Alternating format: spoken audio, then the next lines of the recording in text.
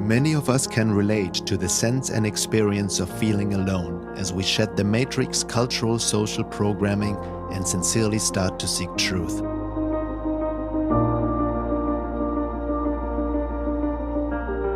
As we embark on the path, we start to learn, or often remember, realize, and begin to see a deeper reality within and without us. This new side is contrary to what the masses believe in and how they live their lives. It is also opposed to whatever we found to be true at first. But there was a splinter in the mind, a seed deep within that inspired us to question what we've been told and taught, most often after a period of intense suffering, responding to the yearning of the soul's call to awaken. It pushed us to answer the call and step into the unknown, and down the rabbit hole we tumble.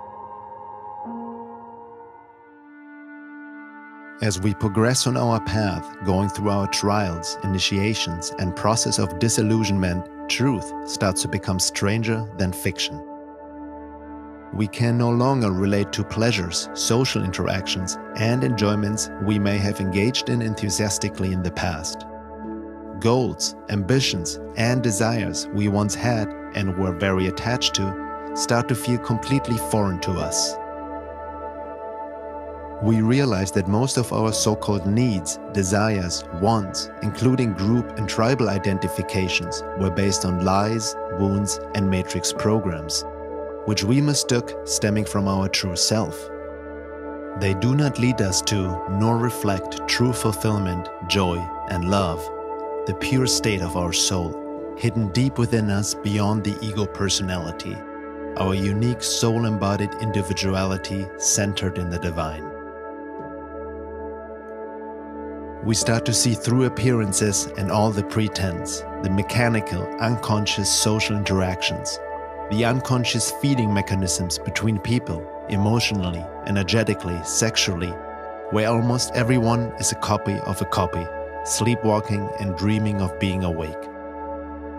We realize how little of real individuality and authenticity there is in the world, and how people mistake their conditioned and programmed ego personality for authenticity, and also mistake all kinds of feelings, desires, cravings within them for their soul being.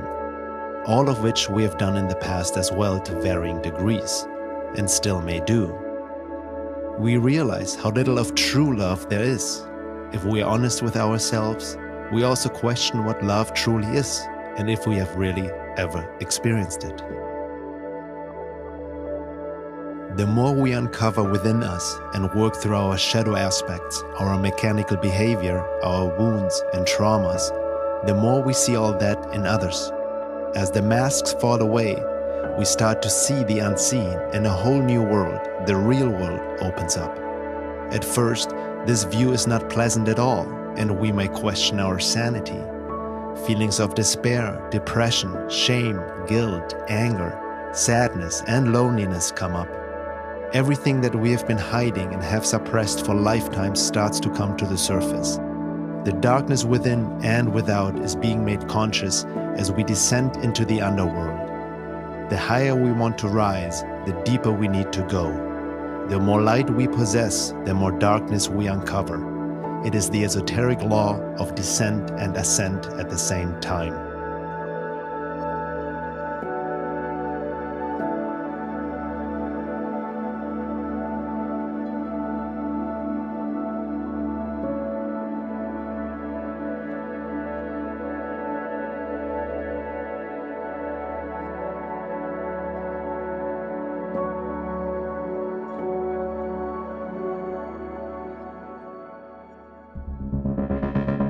If we are sincere in our process, we start to realize that we cannot blame others or anything externally anymore.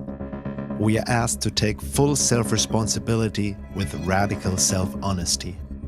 The more we awaken, the more we are also confronted with the illusion of control the ego likes to cling to. There is something else, a higher divine force that is pulling us out of inertia and sleep, asking us to surrender to it, while at the same time, the lower forces of nature want to keep us chained to our past, our wounds, programs, and identifications trapped in the victim blame cycle. The occult adverse forces tag into our lower nature, using temptations, ego hooks, and thought injections, targeting our blind spots and wounds to keep us plugged in the matrix. Ultimately, we realize that the battle is, and always has been, through us. We then also start to see and sense the mighty occult hyperdimensional forces beyond our five sensory cognition that manipulate not only us, but all people like puppets with strings attached. We realize that there's something else hidden from the mind of ordinary consciousness that controls and manipulates human beings from occult realms. Something that feeds on humanity and keeps us in a frequency prison of fear and survival-based egoic service to self-consciousness. We also start to see the wounds and traumas people carry, masked and armored under a thick social mask, disconnected from their bodies.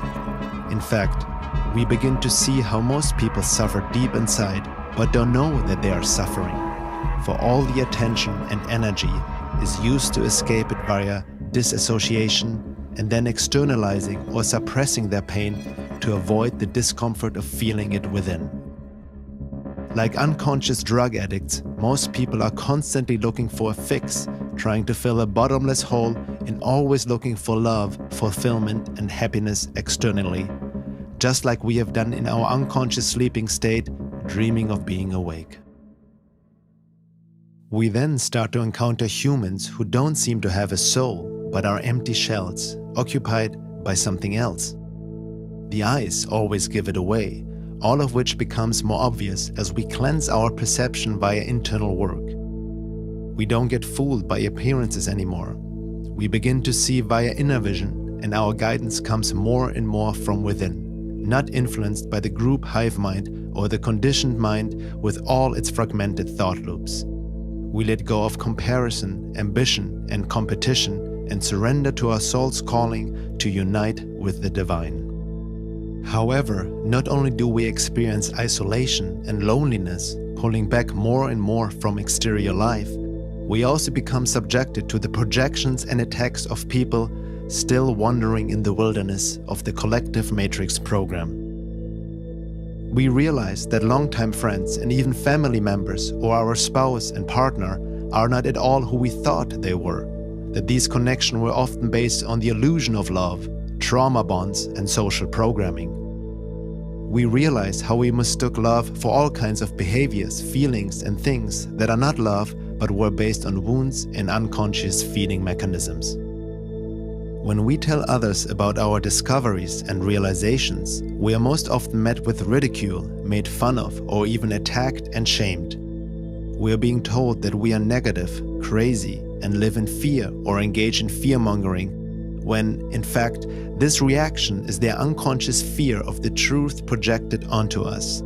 It is their false mechanical ego personality trying to protect itself from disillusionment with occult forces working through them, using them as unconscious matrix agents and attempting to keep us from awakening, speaking truth, and anchoring the divine force. Hence, we also realize that we cannot possibly take anything personally anymore, because it is not them doing anything. Moreover, we also recognize that these attacks and interferences serve a teaching function in the bigger picture of the evolution of consciousness and in the process of our unique soul evolution, for all there is are lessons.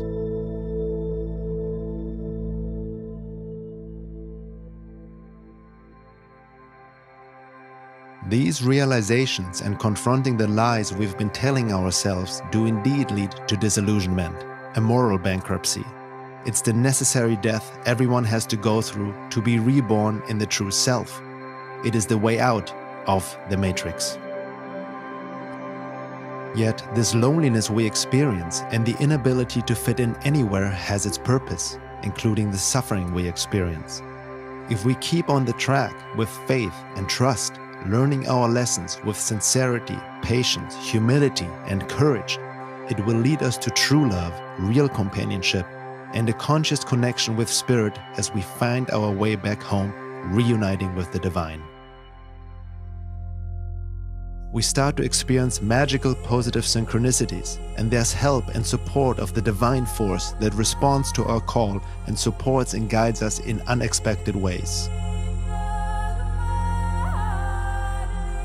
But we can only perceive this guidance if we get out of the tunnel vision of ego identification and out of our heads.